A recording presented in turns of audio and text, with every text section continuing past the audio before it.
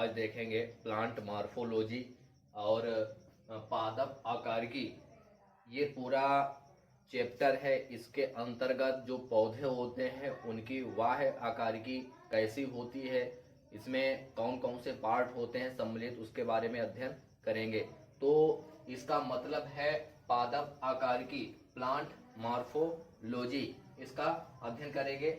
सबसे पहले इसमें पार्ट जो होते हैं, जड़ से लगाकर स्टेम होती है, पत्तियां होती है, उसके बाद में पुष्प होता है, फल होता है, ये सब पार्ट्स इसमें मौजूद होते हैं। तो देखेंगे सबसे पहले होती है जड़।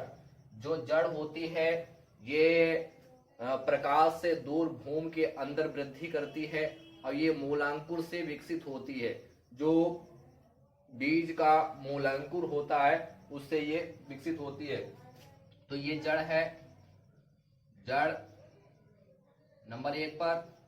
और इसमें जड़ें भी 2 प्रकार की होती हैं। जड़ें 2 प्रकार की होती हैं। इसमें एक होती है मूसला जड़ और दूसरी होती है अपस्थानिक जड़। अपस्थानिक, तो ये 2 टाइप की जड़ें होती हैं। मूसला जड़ ये द्विबीजपत्री में होती है, द्विबीजी में,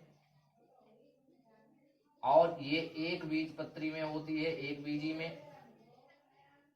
अपस्थानिक जड़, इसको रेशेदार भी जड़ कहते हैं, इसको मूसला जड़ कहते हैं। रेशेदार जड़ें जो होती हैं, जो एक बीजपत्री जो पौधे होते हैं उसमें होती है, जैसे गेहूं है और जैसे धान है, जैसे मक्का है। मूसला जड़ द्विबीजपत्री में होती है, जैसे सरसों है, तिल है और आम है। बाकी ये सब जितने भी द्विबीजपत्री होती है उसमें मूसला जड़ होती है। तो ये 2 टाइप्स की होती है। और जो जड़ें होती हैं मेनली 2 टाइप्स, मूसला जड़ और अवस्थानिक जड़, tap root and adventitious root.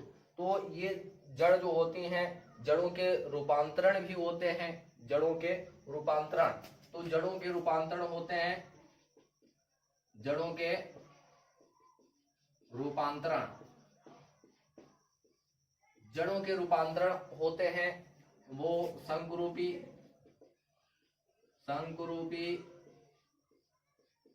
संकुरूपी होते हैं, तर्क रूपी और कुंभी रूप, कुंभी रूप ये होते हैं। शंकुरूप जो होते हैं ये गाजर होती है, गाजर शंकुरूपी है।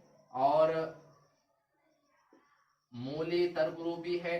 कुंभी, कुंभी रूप जो है ये सलजम है, सलजम। तो कुंभी रूप होता है, सलजम है, चुकंदर है, ये कुंभी रूप होता है। तर्कु रूप होता है जो मूली है, ये होती है तर्क रूप। शंकु रूपी होती गाजर। ठीक है, तो ये जड़ों के रूपांतर होते हैं। जड़ें होती हैं मेनली 2 टाइप्स, मूसला एंड अपस्थानिक जड़। इसके बाद में आता है तना। दूसरे नंबर पर आता है तना। ये भाग जो होता है ये तना होता है। ये दूसरे नंबर, इसको स्टेम बोलते हैं, स्टेम, और इसको रूट बोलते हैं, रूट। तो ये दूसरे नंबर। तना जो है ये विकसित होता है परांकुर से, परांकुर से विकसित होता है। और जड़ विकसित होती है मूलांकुर से, मूलांकुर, ये मूलांकुर से विकसित होती है और ये परांकुर से विकसित होता है तना। तो तना जो है प्रकाश की तरफ वृद्धि करता है, प्रकाश की ओर। और ये तना जो होता है इसके भी रूपांतरण होते हैं, इसके भी अवरोह, जो अवरोही ये रूप होता है इसका, और ऊपर की तरफ ये वृद्धि करता है। तो इसके भी रूपांतरण हैं, तने के रूपांतरण, तने के रूपांतरण ये पूछा जाता है, इंपॉर्टेंट है। तनु के रूपांतरण जो होते हैं, एक तो होता है कंद, एक होता है घनकंद, एक होता है सलकंद। कंद जो होता है आलू होता है, आलू कंद है। बेंडा घनकंद है, और सलकंद ये प्याज लहसुन, प्याज लहसुन ये है सलकंद। और कंद, घनकंद और सलकंद। इसके बाद तीसरे नंबर पत्ती है जिसको लीफ कहते हैं, लीफ, लीफ पत्ती तीसरे नंबर। हाँ, ये जो होते हैं तने के रूपांतरण, ये भी पूछे जाते हैं परीक्षा में। कंद ये आलू आता है, ट्यूबर। घनकंद होता है बेंडा, सलकंद होता है प्याज लहसुन। इसके बाद प्रकंद भी होता है, प्रकंद ये अदरक है, हल्दी है, अदरक और हल्दी, अदरक हल्दी ये प्रकंद है। तो ये आपको इंपॉर्टेंट है, याद रखना है। उसके बाद आएगी पत्ती, लीफ। लीफ जो होती है ये हरी होती है, प्रकाश संश्लेषण में भाग लेती है। पत्तियों के थ्रू ही प्रकाश संश्लेषण होता है, इसमें रंध्र होते हैं और इसी के थ्रू पत्तियां, इनमें क्लोरोफिल होता है और इसी के थ्रू इसमें प्रकाश संश्लेषण होता है। तो पत्तियों के थ्रू प्रकाश संश्लेषण होता है। पत्ती के थ्रू कैसे होता है? फोटोसिंथेसिस जिसको कहा जाता है, प्रकाश संश्लेषण। जब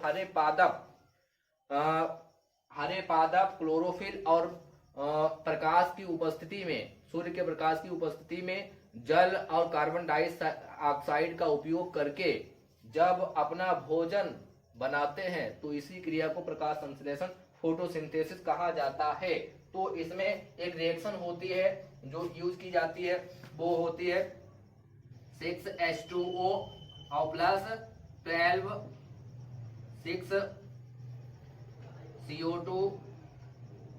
6CO2 प्लस 12H2O गिव्स, ये सूर्य है, सूर्य का प्रकाश, और नीचे होगा क्लोरोफिल, क्लोरोफिल और गिव्स जो देगा C6H12O6 plus 6O2 plus 6H2O। तो ये ग्लूकोज है, ग्लूकोज, और ये ऑक्सीजन है, ऑक्सीजन, और ये पानी है, वाटर, और ये कार्बन डाइऑक्साइड है, ये पानी है, सूर्य का प्रकाश है, क्लोरोफिल है, और बन जाएगा ग्लूकोज जो पौधे के काम आएगा। फ्लोएम के थ्रू इसको बांट दिया जाता है पूरे प्लांट को, जाइलम के थ्रू, इसी में जाइलम फ्लोएम होता है, जाइलम के थ्रू ऊपर जाता है खनिज लवण और पानी, और फ्लोएम के थ्रू पूरे प्लांट के पार्ट को ये भोजन वितरित कर दिया जाता है, बांट दिया जाता है। तो पत्तियों के थ्रू प्रकाश संश्लेषण होता है। तो जितना ज्यादा प्लांट रहेगा उतना ही ज्यादा उसका पर्यावरण सुरक्षित रहेगा, क्योंकि प्रकाश संश्लेषण जो होता है हरे पादपों के द्वारा होता है। इसीलिए सरकार के थ्रू ये वृक्षारोपण कराया जाता है, जिसके थ्रू जो है पृथ्वी का जो पर्यावरण है, वातावरण है, वो शुद्ध रहे और हमको कोई दिक्कत ना हो। वरना ये पेड़ पौधे नहीं रहेंगे तो ग्लोबल वार्मिंग बहुत ज्यादा बढ़ेगी और भूताप बढ़ेगा और टेम्परेचर बढ़ता जाएगा। तो ये कंट्रोल करने में बहुत मदद करते हैं। इसके बाद बात करते हैं पुष्प की। तो ये पुष्प है, पुष्प, फ्लावर।